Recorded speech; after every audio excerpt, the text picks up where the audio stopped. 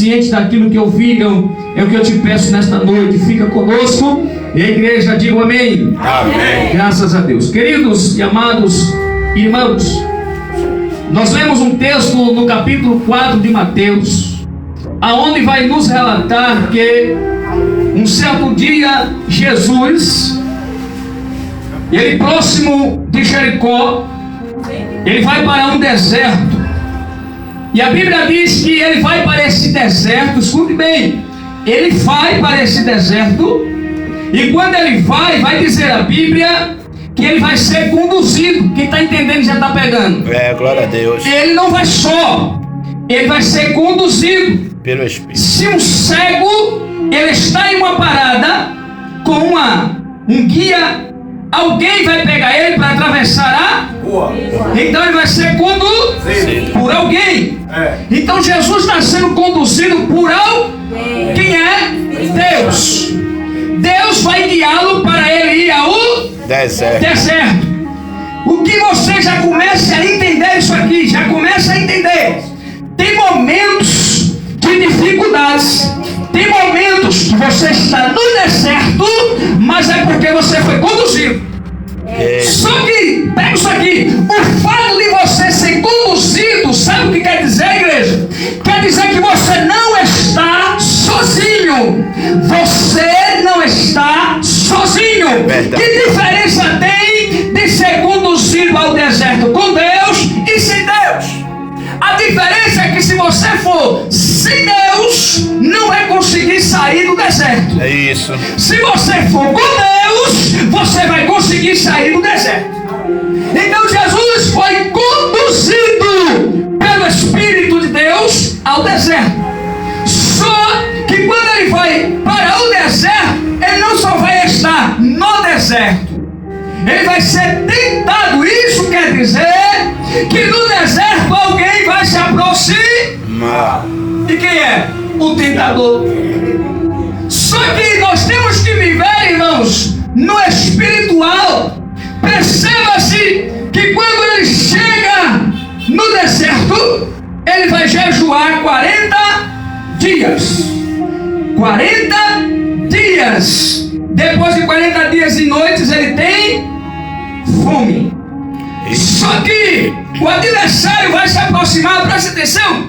O adversário vai se aproximar dele aonde ele está, na sua fragilidade. Perceba-se que ele primeiro vai chegar perto de Jesus para trazer o quê? A estratégia do alimento. Perceba-se que a fragilidade que você estiver naquele momento vai ser estratégia para o adversário. Seja falta de alimento, seja tribulação familiar, seja porta de emprego fechada, ele vai facilitar para você, mas para ganhar e tirar da tua espiritualidade. É verdade. Ele sabe a área da sua fraqueza, e a área da sua fraqueza para ele é a chave da entrada. O que você vai entender, e vou te explicar nesta noite, isso quer dizer que a fragilidade que ele está entrando, eu tenho que tentar fazer de tudo para que ele não entre por esta porta que eu mesmo estou abrindo. Porque vai existir a porta que você mesmo vai abrir para ele. É verdade. Quando Jesus ele disse: não deis lugar ao diabo, Jesus estava dizendo: se você der lugar, ele vai entrar. Se você der lugar, ele vai tirar aquilo que eu dei a você, é a espiritualidade. Jesus estava dizendo: se você deixar isso acontecer, vocês vão perder visão, vocês vão perder intimidade, vocês vão perder a minha presença. Aí Jesus diz: não deis lugar. Jesus ele disse. Ele chega perto de Jesus e ele não chega dizendo assim: aonde estão os teus seguidores? Cadê o povo que vai andar com você? Ele não diz isso. Ele chega na fragilidade de Jesus. Só que Jesus estava 40 dias em jejum. Na nossa época o jejum representa consagração espiritual. Se 3 dias de jejum já é o forte suficiente para nós estarmos espiritual, imagine 40 dias.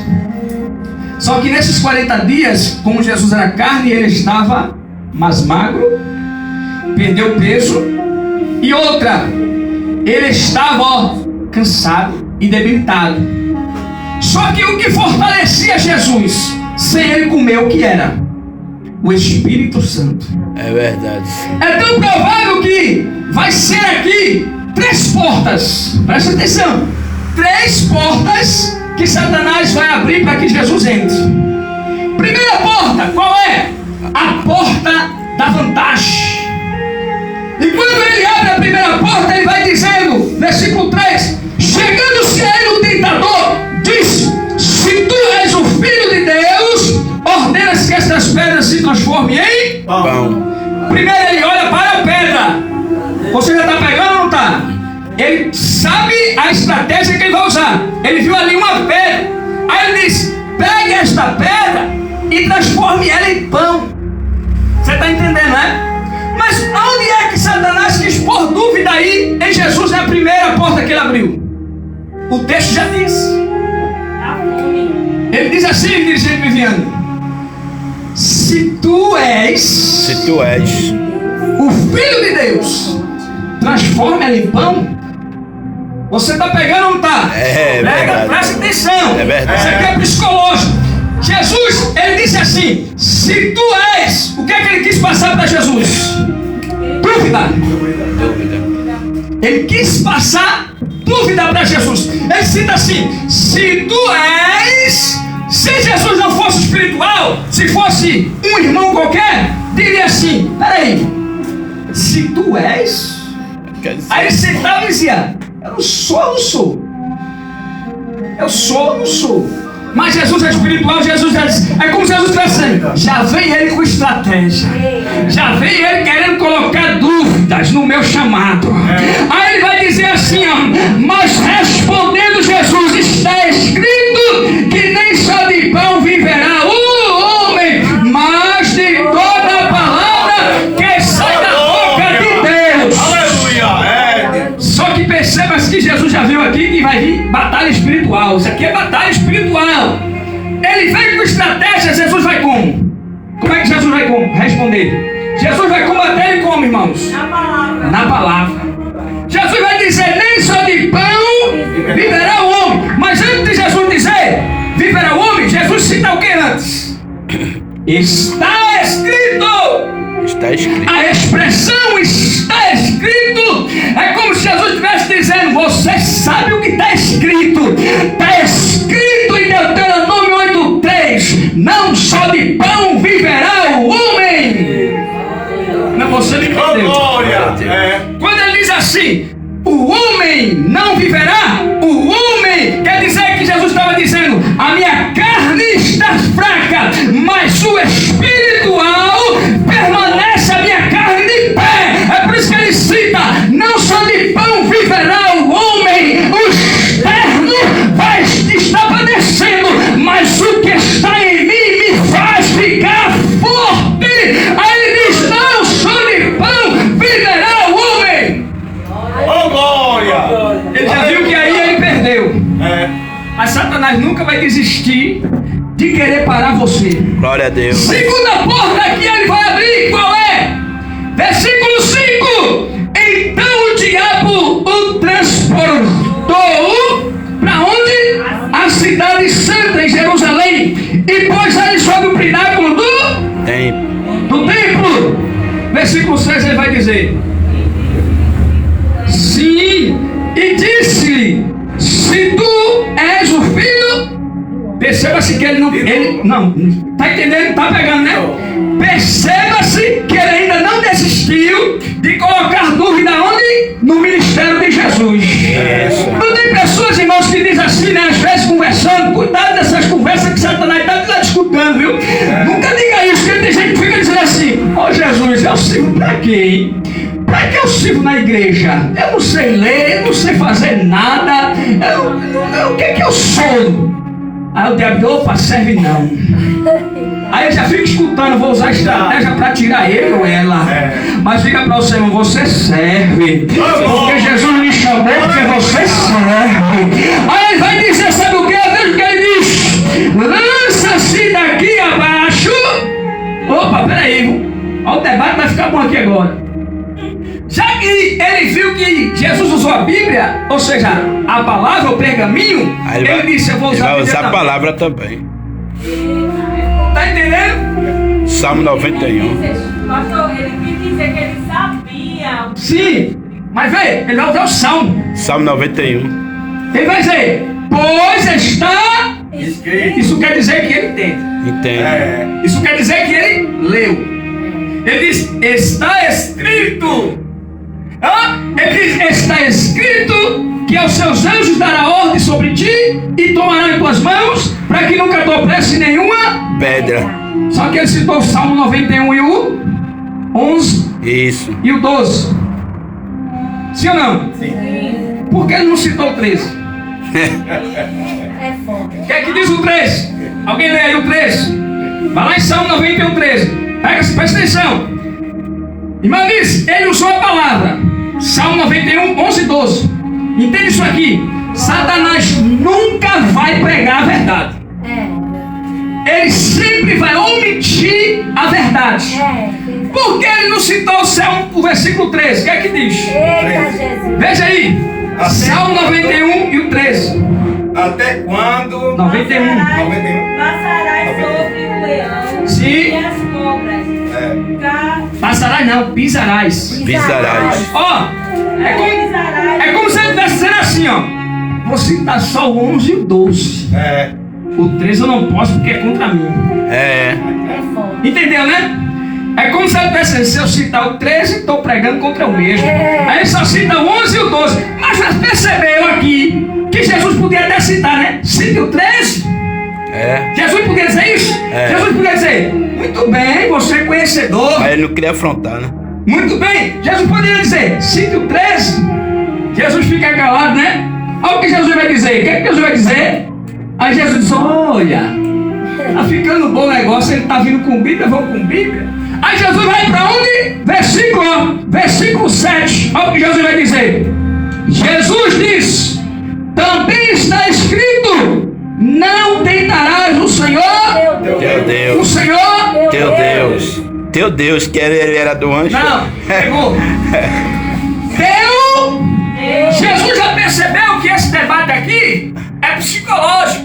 É. Aí Jesus estava dizendo, já que ele está tentando tirar eu do céu, eu vou fazer ele se lembrar do céu. Do céu, é. Aí Jesus vai dizer, não tentarás o Senhor teu. Deus. Aí ele para. Quando ele para, ele vai bater ali. A lembrança. Por isso que Satanás vai fazer de tudo para que você não chegue lá. Que ele sabe que lá é bom. Aí imagine quando ele cita isso, ele para. Ele sente saudade dos céus. É. Jesus vai no psicológico dele. Vou fazer ele lembrar do céu. Aí Jesus diz, não tentarás o Senhor teu Deus. É como se Jesus estivesse dizendo, você sabe de onde você saiu. Você sabe o que você tinha. Você sabe o que você regia. Mas por causa da sua ambição, você está aí me confrontando. Em vez de você me confrontar, é para você estar comigo do meu lado, guerreando. Mas ó, ele está contra mim. Aí ó, ele não desiste. Sabe o que ele vai dizer? Terceira porta, versículo 8. Ainda outra vez transportou o diabo a um monte muito alto e lhe mostrou todos os reinos do Céu. e a glória deles. E disse-lhe, tudo isto eu te darei se prostrares e me adorares. É como se ele estivesse dizendo assim, já que o Pai me expulsou, eu não posso entrar mais lá, não consegui tomar a glória dele, vou ver se o Filho se sujeita a mim. Aí ele diz assim, se prostra e me adora. Tá vendo? Ele não desistiu, ele disse que ele ia ser Deus. Sim ou não? Sim. Ele disse, ó, eu te dou tudo isso. Você já viu, tem gente assim que quer dar o que não tem. É, não é dele. A Não é? criação foi de Deus, não foi Quer dele. dar o que não tem. Trazendo para nós hoje, tem pessoas assim, quer ser e quer dar o que não tem. O quê? O Espírito Santo. Eita.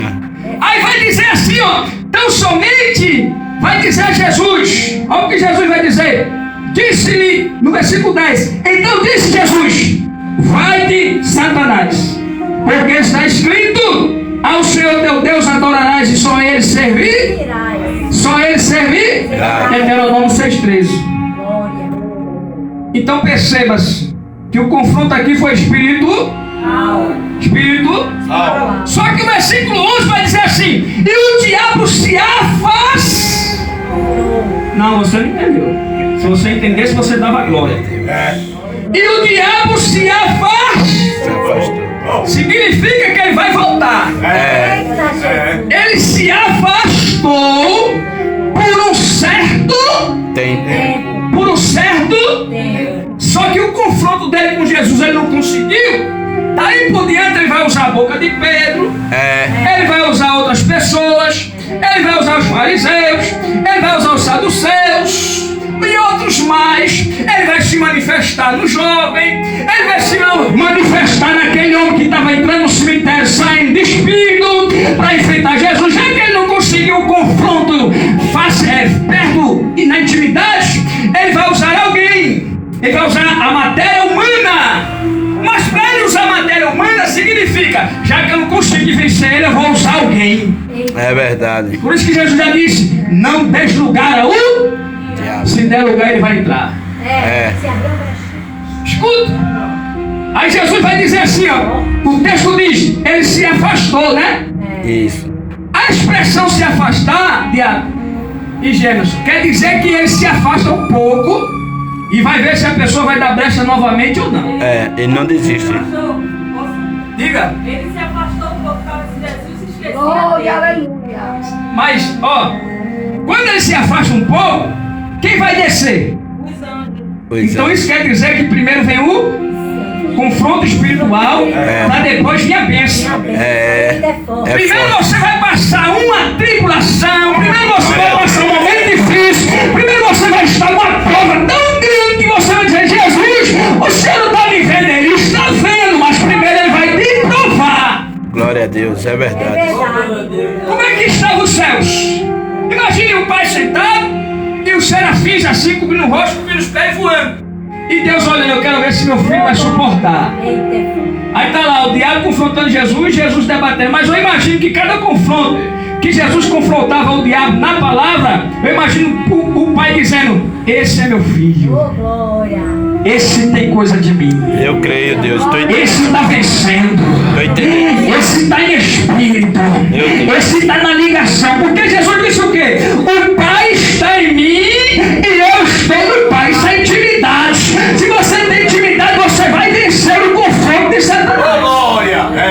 Aleluia. E eis que os anjos chegaram e o serviram.